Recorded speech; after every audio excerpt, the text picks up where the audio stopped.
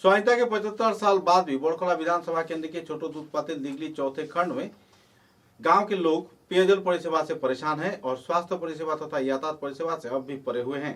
हालांकि शिव मंदिर तक पेयजल परिसेवा की पाइप बिछाया गया है, लेकिन तत्पश्चात गांव के करीब 100 से भी ज्यादा परिवार बेहद परेशानी के दौर से गुजर रहे हैं, क्योंकि इन्हें तालाब की पानी, नाले की पानी तथा खुद के द्वारा बनाए गए छोटे छोटे कुओं में जमे हुए पानी पीकर जीवन व्यतीत करना पड़ रहा है, और जिसके चलते वे लोग बीमारी का शिकार भी हो रहे हैं। हालांकि इस गांव में स्वास्थ्य परिसेवा भी नहीं है। यातायात के मार्ग बेहाल होने पर मरीजों को अस्पताल तथा चिकित्सालयों में ले जाया भी नहीं जा सकता। कई क्षेत्रों में कई महिला तथा पुरुषों की मौत भी हो गई है। बहरहाल राज्य व केंद्र सरकार जहां लाखों करोड़ व अरबों खरबों रुपए जल जीवन मिशन में खर्च कर रहा है, तो इसी दौरान इस क्षेत्र में किस वजह से पेयजल परिसेवा मुहैया नहीं किया गया, इस संदर्भ में लोगों में काफी तीव्र प्रतिक्रिया देखने को मिल रही है। पत्रकारों के साथ बातचीत के दौरान गांव के लोगों ने कई पहलुओं पर आलोकपात किए। हमारे बराक वार्ता टीम ने भी क्षेत्र का दौरा किया और लोगों से विस्तारित तथ्य उजागर किए।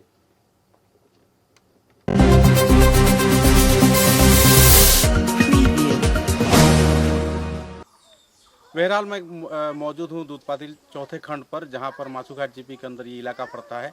एक तरफ जहाँ राज्य व केंद्र सरकार करोड़ों रुपए, 100 से भी ज़्यादा करोड़ रुपए पेयजल परिसेवा में खर्च कर रही है। जल जीवन मिशन जैसे प्रकल्प बनाए जा रहे हैं। इसी दौरान इस दूधपातिल चौथे खंड के लोग पिछले कई वर्षों से पेयजल परिसेवा से बेहद परेशान हैं।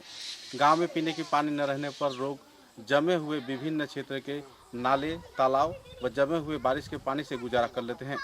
इस क्षेत्र में काफ़ी ऊंचाई रहने पर पेयजल परिसेवा इन्हें मुहैया नहीं होता। हर साल लाखों के तादाद में लोग पेयजल परिसेवा से परेशान हैं। कई उम्मीदों के साथ हर साल राजनेताओं का चुनाव तो होता है, चाहे वो कांग्रेस हो या फिर बीजेपी का हो, लेकिन इनकी समस्या जहां का वहीं रह जाता है।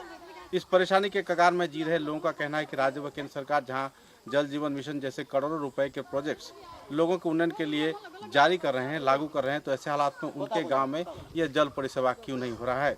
आप देख सकते हैं कि मेरे पीछे एक छोटा सा तालाब है।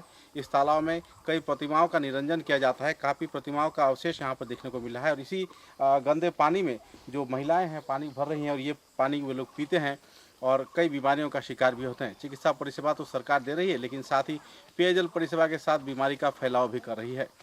तो राज्य व केंद्र सरकार से लोगों का अपील है कि किस तरीके से इस क्षेत्र में पेयजल परिसेवा लाया जा सके, उस सभी जरिया को इस्तेमाल करें। और यहाँ पर जो जल जीवन मिशन का प्रकल्प बनाया गया था वो क्यों ठप पड़ गया, क्यों बंद पड़ गया, विभागीय ठेकेदार कहाँ पर हैं, इंजीनियर की भूमिका क्या है और उनकी समस्याओं का समाधान कैसे होगा, इस बात पर लोग अभी भी सरकार के ऊपर अपनी निगाहें बिछाए बैठे हैं। बहरहाल इस क्षेत्र के लोग बेहद परेशानी के दौर से गुजर रहे हैं।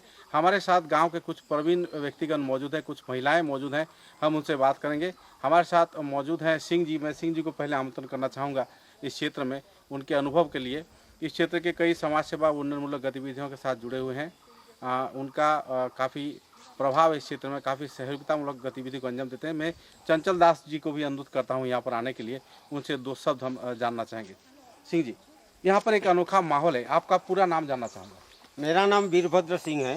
वीरभद्र सिंह से हम बात करना चाहते हैं और आपसे जानना चाहूँगा कि स्वाधीनता के 75 साल बाद जब लोग चांद में जाने की सोच रहे हैं, भारत प्रगति की ओर बढ़ रहा है, जल जीवन मिशन के 100 करोड़ अरबों खरबों की प्रोजेक्ट चल रही है, ऐसे हालात में गाँव के इतने सारे लोग अपने स्वाधीनता के बाद मतदान किए जाने के बाद भी ऐसे गंदे पानी क्यों पी रहे हैं? गाँव के लोगों की क्या भूमिका है और राजनेताओं की क्या भूमिका है?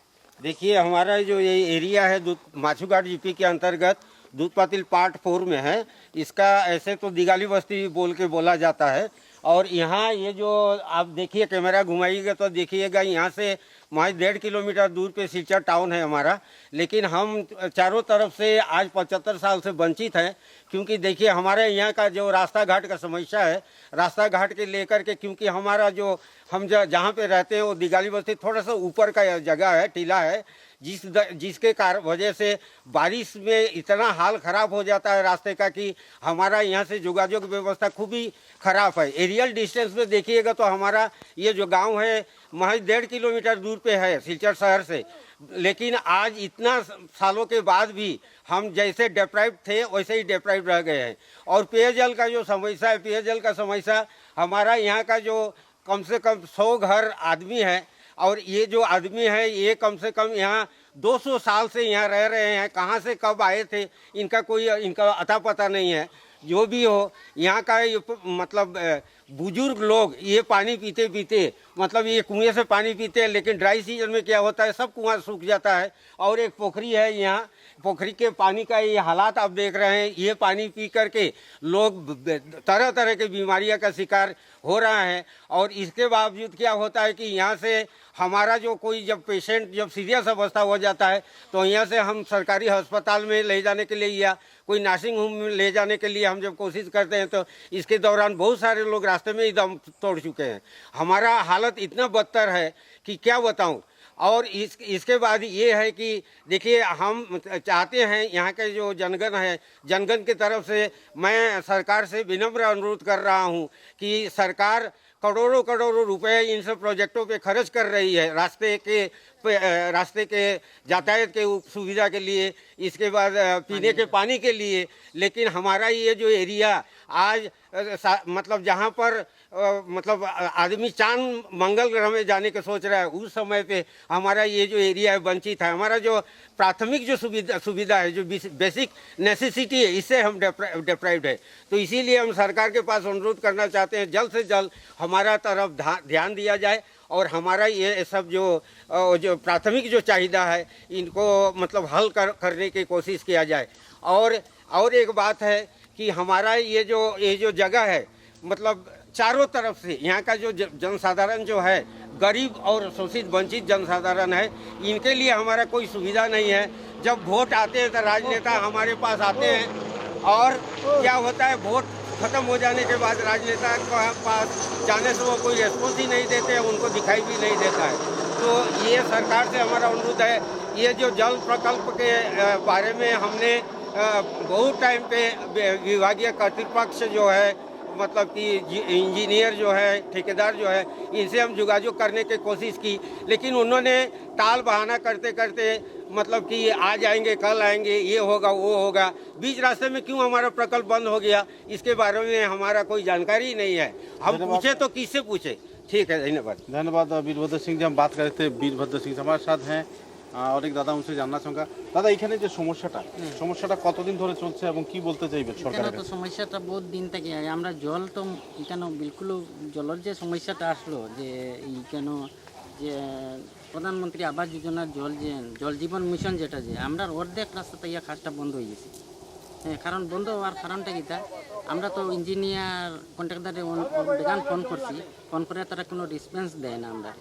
এর কারণে আমরা কইছি যে আমরা সরকারের কাছে অনুরোধ করি আর যে আমরা ওটা অনুরোধ করি আর যে হিমন্ত বিশ্ব শর্মার কাছে আমরা অনুরোধ করি আর যে ডিসির কাছে অনুরোধ করি আর যে আমরা যত তাড়াতাড়ি পারে আমরা সমস্যাটা একটু ইনকোয়ারি করিয়া দেখিয়া দেওয়ার জন্য। স্বাস্থ্য পরিষেবা কি রয়েছে এখানে? স্বাস্থ্য তো আমরা তো রাস্তাই নাই এখানে, স্বাস্থ্য পরিষেবাটা তো খুব খারাপ। জলের কারণে তো সব বেমার হয় মানুষ, জল এটা গান্দা জল খাইয়া সব বাচ্চা কাচ্চা সব সময় অসুখ বিসুখ থাকে। আমরা ডাক্তারও লইয়া যেতে রাস্তার কারণে রাস্তা তো মারা যায় গিয়ে অনেক মানুষ। আমরা তো রাস্তাটাও সবচেয়ে প্রবলেম, জলেরও তো দুইটা জিনিসের প্রবলেমও আমরা আছি। আমার নাম শ্রী কর্ণমোহন দাস। আমরা কইতেছি যে আজকে আমরা জল সমস্যার লাগিয়া আমরা বহুত কষ্ট পাইতেছি। আমরা নোংরা জল ব্যবহার করি, আমরা বাচ্চা কাচ্চা সব বহুত রোগে অসুস্থ অবস্থায় মারা যায়। এখনো পর্যন্ত আমরা রাস্তাও নাই যে একটা রুগী হইলে না 108 ইয়া উঠতে পারে না কিচ্ছু। আমরা রাস্তা আইয়া যে আমরা রাস্তা নামাইতে আমরা রুগী মারা যায়। বিধায়কের ভূমিকাটা কি এখানে? বিধায়ক এখানের বিধায়ক মিসবাহুল ইসলাম, উনি কি কত এসেছিলেন? কোনো সময় কোনো খবর নিয়েছেন? উনি তো কোনোদিনও আসেননি। আজ 4-5 বছর 3 বছর হয়েছে, আগেও আসলা কিন্তু কোনোদিনও তাই আমরা আর দেখিয়া গেছি না। তো সরকারের কাছে কি বলতে চাইবেন আপনি? সরকারের কাছে আমরা বলতে চাই যে আমরা গরিব গ্রামের এই রাস্তাটা আর জলের সুবিধাটা যেমনি দেওয়া হয় এটা লাগে আমরা অনুরোধ চাইছি। জল তো পাই না আমরা, একদম খাওয়ার জল একদম কোনো সুবিধা মানে রাস্তাঘাটও কিচ্ছু নাই। পুকুরের জল এমনি কুয়া একটার মধ্যে জল খাই আমরা, মাটির কুয়া। রাস্তাঘাটে কোনো সুবিধাও নাই, জল একদম নাই। আমরা জল খাইবার খাই না, শুকনার দিনে তো একদম জল শুকাইতে একদম পাই না আমরা জল। কিরকম আমরা জল নিই, আমরা জলের একটা সুবিধা করিয়া দেব। এটা জল খাইয়া তো আমরা অসুখ হয়ে যায়, কত কষ্ট করি আমরা একদম জল পাই না। এরপরে আর তো রাস্তাঘাটে একদম নাই। রাস্তাঘাটে নিয়ে কোনো সুবিধাও নাই আমরা সরকারের কাছে অনুরোধ করি আর আমরা জল পাইবার লাগিয়া আমরা জল পাইলাম না না না ঠিক আছে আমি এর উপরে উপরে থেকে কইলাম উপরে যাইবেন না না নিচে একটা একটু আলাদা ভাবে একটা দুইটা লইলাম সব কি হই বড় একজন আই যাই দিদি ও না আমার দিদা কইতে আসলা ওদিকে আইন আপনি তো একটু বড় সুন্দর কইছেন আমরা তো জল পাই না খালি জল পাই না গেলে তো না আমরা আজ পর্যন্ত জল পাইছি না বালা একটা হসপিটাল নাই বালা একটা রাস্তা নাই খালর জল বিলর জল তা খাইয়া বাচ্চারা অসুস্থ হইলে আবার ডাক্তারও নইতাম পারি না রাজপথেও মানুষ মারা যায় কারণ যাওয়ার রাস্তাঘাট নাই আমি কইমু রেডি নাই আমরা জলের রাস্তা নাই আমরা জল খাই না আমরা জল খালো বিলর টাকিয়া খাইয়া আর ওই বেমার হইলে মেডিকেল যাওয়ার আমরা ছোট ছোট বাচ্চা আমরা বহুত অসুবিধা হসপিটাল কিচ্ছু নাই একটা ডাক্তারও পাই না কিচ্ছু পাই না আমরা জল অত বহুত দূর আমরা ওটা জল খাইয়া আমরা নালার জল খাইয়া একটু জলের অসুবিধা আমরা রাস্তাঘাটও নাই আমরা কিরকম বাঁচিতাম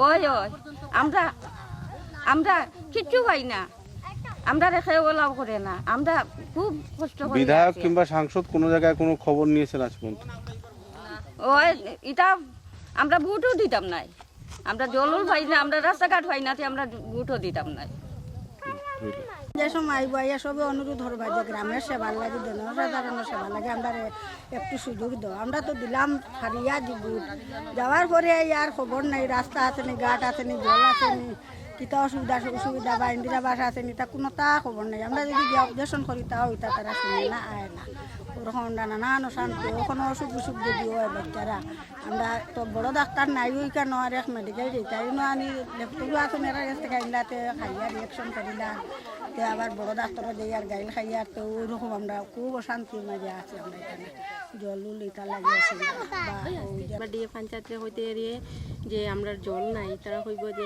হে তোমরা কমপ্লেন করো জল নাই যখন তে কমপ্লেন করো তোমরা আমরা কমপ্লেন করতাম হই আমরা তো কোনো কিছু জানিও না বেশি তে এক মানে পিএইচির লাইন আইছিল আমরা ওদিকে যে পিএইচির লাইন নেওয়ার পরে আধা রাস্তার থেকে খাস ওই আধা রাস্তার দিকে গেছে আমরা কইলাম যে আমরা খাসটা হয় না কিতা লাগি তারা হইল যে মানে কিতা কন্ট্রাক্টদার দেখো কন্ট্রাক্টদারে হইব যে কিতা এটা হয় কন্ট্রাক্টদারে হইব যেন ইঞ্জিনিয়ার দেখো তে ওরকম করতে করতে ইঞ্জিনিয়ার দে হইলে কন্ট্রাক্টদার দে হইলে ইঞ্জিনিয়ার আমরা যাইতাম কার কাছে যাওয়ার তো আর কোনো রাস্তাও নাই সুযোগও নাই এই জল দিয়ে আপনার রান্না আমরা এই জল দিয়ে রান্না খাওয়া সব কিছু অসুখ বিসুখ এই যে জল খাওয়ার পরে বাচ্চা অসুখ বিসুখ হয় বড় মানুষ অসুখ বিসুখ হয় যে ডাক্তারও যাইতা এও কোনো ক্ষমতা নাই ডাক্তারও নাই ভালো ডাক্তারও নাই যে যাইতে মেডিকেল নিতে মানুষ আধা রাস্তাত মরিয়েও যায় কেউ এই তো বৃষ্টির দিনে তো আমরা কিছু জল পাই শীতের দিনে কি করেন শীতের দিনে বৃষ্টির দিনে তো ওই রকম জল খাইয়া শীতের দিনে তো নাইও হইতে গিয়া আনতে লাগে গিয়া জল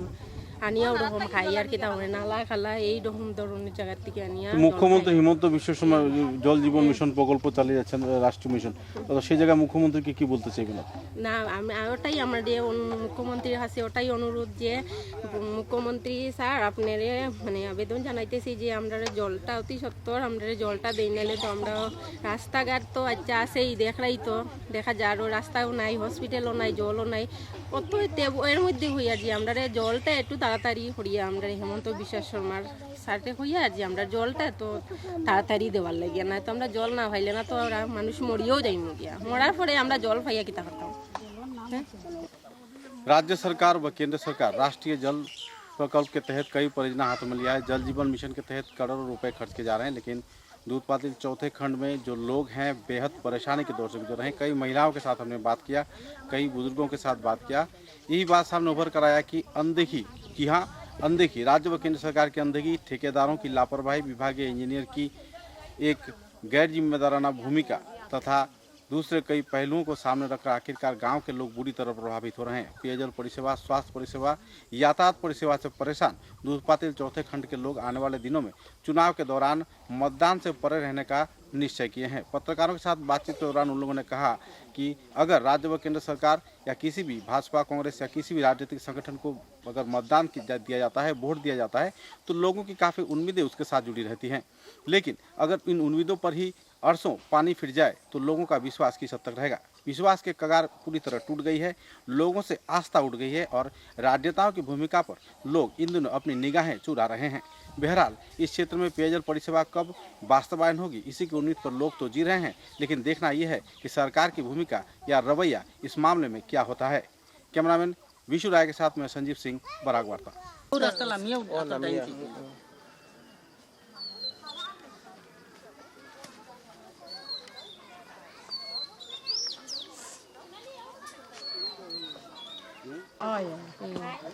শিববাড়ির অতটুকু জল শেষ হয়েছে, আমরা এইদিকে তো আর জল পাই না, আমরা তো জলের অত কষ্ট করি। হ্যাঁ, আমরা তো কষ্ট করি, জল আমরা পাই না কি কারণে?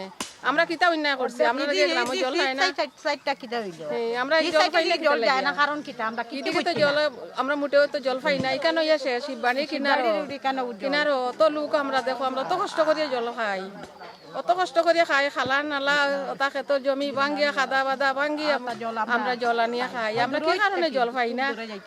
আপনার কাছে আমরা অনুরোধ অতি সত্তর আমরা জল দিয়া দিন, আমরা জল দিয়া দিন, অতি সত্তর আমরা জল দিন, আমরা জলের লাগে অত কষ্ট করি আমরা। হ্যাঁ।